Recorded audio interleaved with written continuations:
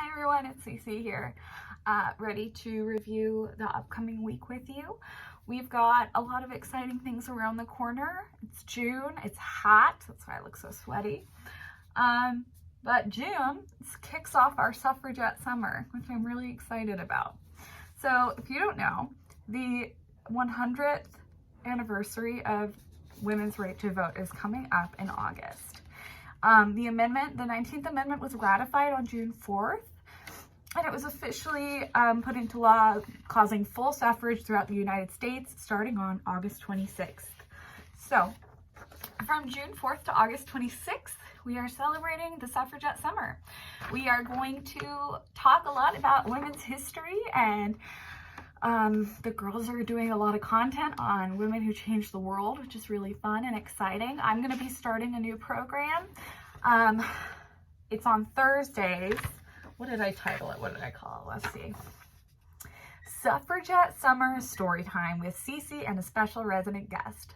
So every week I'm going to sit with a resident and I'm going to tell them a story. I'm going to tell them a story about a woman who helped make this possible, who was part of the suffragist movement. On this flyer that all of you guys are going to receive today, it goes over weekly topics for discussion, some recommended reading, and also online research and virtual exhibits. I highly encourage you, if you have a computer or an iPad, to explore these websites. They have full virtual exhibits for all these women's rights things. Sorry about that. And the virtual exhibits on these websites are amazing. And you can get, if there's just a rainy day, which we're going to have a lot of rainy days now that hurricane season is upon us, but rainy day with your laptop or your iPad, go to one of these websites and do the virtual exhibits. Look through the virtual exhibits and learn about some really amazing women. These exhibits have photos, they've got letters, they've got pretty much anything that you would normally see in a museum, but it's virtual. So they've curated all of this information for you and put it up on these websites, which is so much fun. So I've given everybody kind of a study guide for Suffragette Summer because that is part of helping us through COVID and helping us through hurricane season and just generally keeping us aware and awake and keeping our minds stimulated, is to continue learning. We need to keep learning. We need to keep active, not just physically active, which I hope you are all still working on your exercise challenge.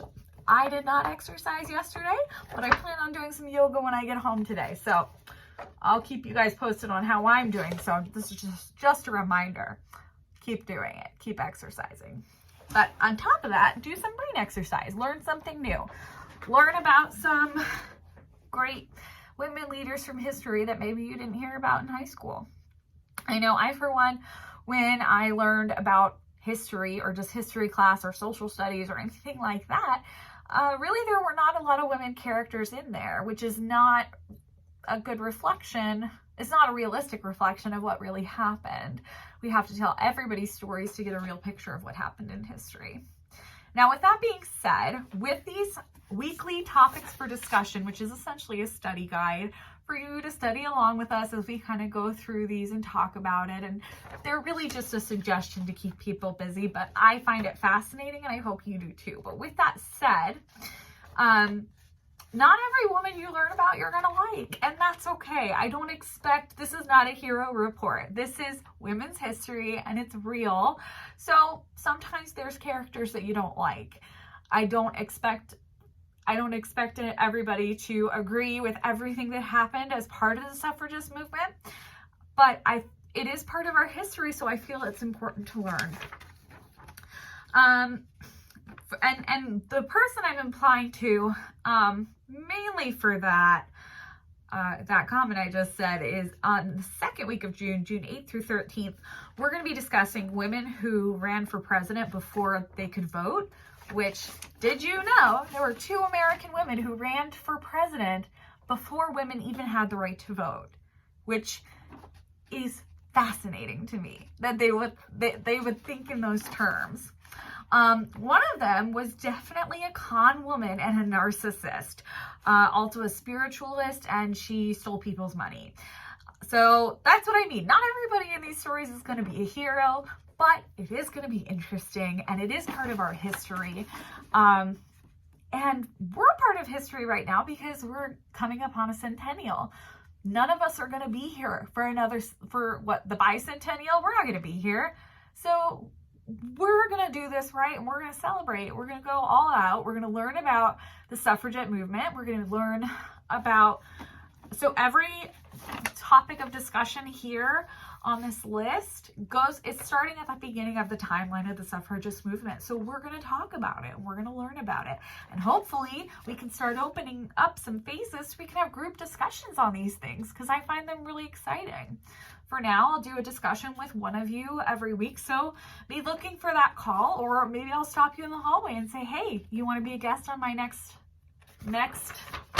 suffragist story time? Which will be good. There's also recommended reading. So if you would like to read along, this is the reading that I'll be doing. I'm going to have my staff do as well. If there's reading if this is a subject that interests you, here are some suggestions. This is something I've been looking forward to doing with you guys for a long time. Obviously, when I started planning Suffragette Summer, I was not anticipating a pandemic, but here we are. So we're going to make the best of it, and I hope that you guys study along with me. I know you're getting tired of Touchtown, but there's not much more we can expand on there. So we are going to hit the books and learn some women's history this summer, Suffragette Summer 2020. Like I said, please explore these websites. Let me know what you think about them. And also take time to think about important women in your life. I think at some point, this is going to go through August 26th. So at some point over the next months, we'll be talking about women who changed your world. And we'll probably do something similar to the memoir challenge, just to kind of learn about your women's history in your family, because that's also really important. So that's the main thing that starts this week is June 4th. Suffragette Summer officially kicks off. I do intend on having a full-on suffragette tea party or banquet or something when we get towards the end of the summer. So everybody, please wear your masks and stay safe and healthy so that we can reopen and do these things. I am desperate to do some real activities with you. All right, so moving on to the calendar, if you'll notice, I did do something different for June. I added birthdays, which I know everyone's been asking for years to get birthdays up. We have birthdays on the calendar. So say happy birthday to these people when you see them, okay? Also, this rosette, this yellow rose, that was the suffragist symbol. If you didn't know, now you do. If you'd like to purchase one of these specifically designed roses, they sell them in pin form on the website womensvote100.org, which is on your list of recommended research and visual exhibits category. Okay. So, other stuff that's going on this week. Monday, we are showing Madame Butterfly by Puccini, which I think is probably one of the more recognizable operas. Everybody knows the song from Madame Butterfly, and even if they don't think they do, if they hear it, they will recognize it. So that'll be good. National Theater. So we have two kind of cool performances on Tuesday the 2nd. We have The Cellist, which is a ballet. It's performed by the Royal Ballet in London. That's going to be playing at 1 p.m. on the 2nd. And also we have at 5 p.m. that evening, the National Theater presents This House by James Graham, and that's a full play.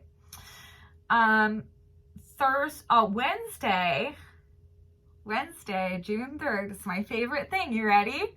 Shakespeare. The Globe Theater presents The Merry Wives of Windsor.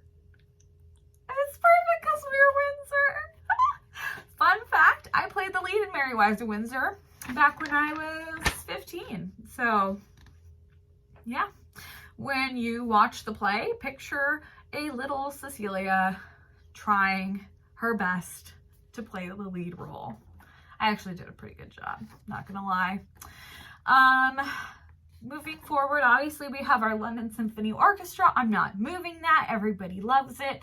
Thursday at 5 p.m. Friday. So I don't know if you guys have all been watching it, but at 5 p.m. on Sundays, I've been playing, it's been titled Live Stream Concert exclusively for Windsor residents. Those concerts are put together by Heather Thorne, who is the band leader of the Vivacity Band, who we all know and love. And they did our Memorial Day show and they did our Veterans Day show. And I'm gonna have them here for the 4th of July, hopefully in person. Everybody cross your fingers and wear your masks, okay? I really am hoping to do 4th of July right. But she has curated and put together a lot of different shows for us to play for you. So I'm a little behind in screening them. So we have one on Friday and one on Sunday, the 7th. And then we've got also along the way, you'll notice in your calendar, there are little women's history things all sprinkled throughout the week, and that'll be how it goes throughout the next month and a half.